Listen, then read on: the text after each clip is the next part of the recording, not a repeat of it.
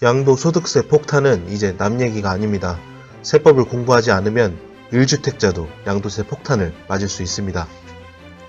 그동안 다주택자를 중심으로 임대 등록이나 양도 관련 세제가 촘촘해졌지만 12월 16 대책에선 1주택자까지 포괄하는 방향으로 규제가 강해졌습니다. 기존에는 1주택자가 규제지역에서 주택담보대출을 받아 새 집을 사면 기존 주택을 2년 안에 매각하는 조건으로 양도소득세, 비과세 혜택을 받을 수 있었습니다. 그러나 앞으로는 1년 안에 새 집에 전입을 하고 기존 주택을 팔아야 합니다. 일시적 2주택 인정기간이 절반으로 줄어든 것이죠. 9억 원 이하 양도세, 비과세 혜택도 이 같은 조건을 채워야 가능합니다. 상대적으로 절세에 어두운 1주택자들이 자칫 안 내도 될 세금을 내게 될 수도 있습니다.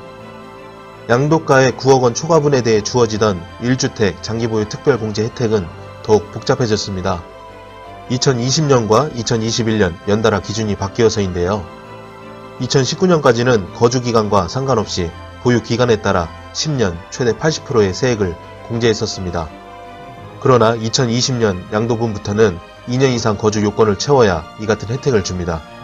거주기간이 2년 미만이라면 장기보유 특별공제율은 15년 최대 30%로 줄어듭니다.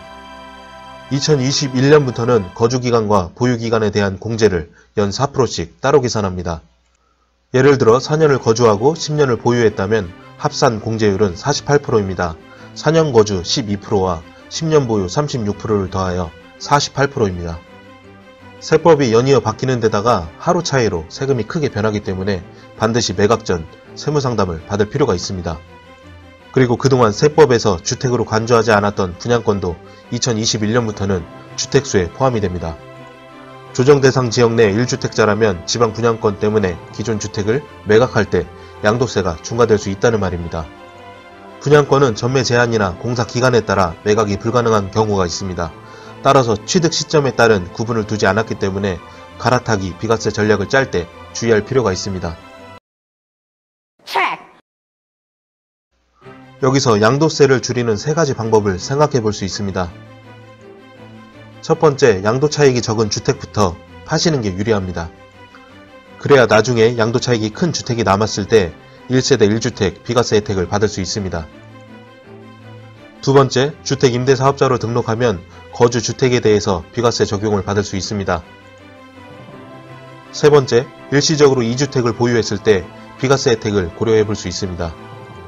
기존 주택을 취득한 날로부터 1년이 지난 시점에 신규 주택을 취득하고 2년 이상 보유하던 기존 주택을 신규 주택 취득 후 3년 이내에 양도하면 비과세 혜택을 받을 수 있습니다. 다만 기존 주택과 신규 주택이 모두 조정대상 지역 내에 있다면 기존 주택에 2년 이상 거주를 반드시 해야 하고 3년이 아니라 2년 이내 양도하셔야 합니다. 또한 12월 17일부터 조정대상 지역 내에서 신규로 주택을 취득하는 경우 취득일로부터 1년 이내 해당 주택으로 전입하고 1년 이내 기존 주택을 처분하는 경우에 비과세 혜택을 줍니다. 마지막으로 시세 차익이 있는 주택을 향후 5년 이상 보유할 예정이라면 배우자 간 증여를 활용하면 양도세를 줄일 수 있습니다.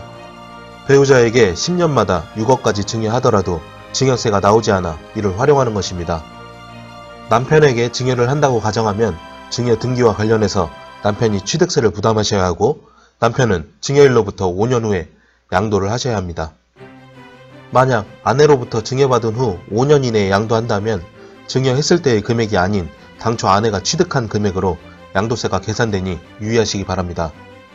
오늘 소식은 여기까지입니다. 2020년 정부의 규제 폭탄에 제대로 대응하고 고난의 시간을 잘 견뎌내 마침내 승리하시는 투자하시길 바라겠습니다. 유익하게 보셨다면 좋아요, 구독, 알람 설정 부탁드리겠습니다. 더 좋은 내용으로 다시 찾아뵙겠습니다. 감사합니다.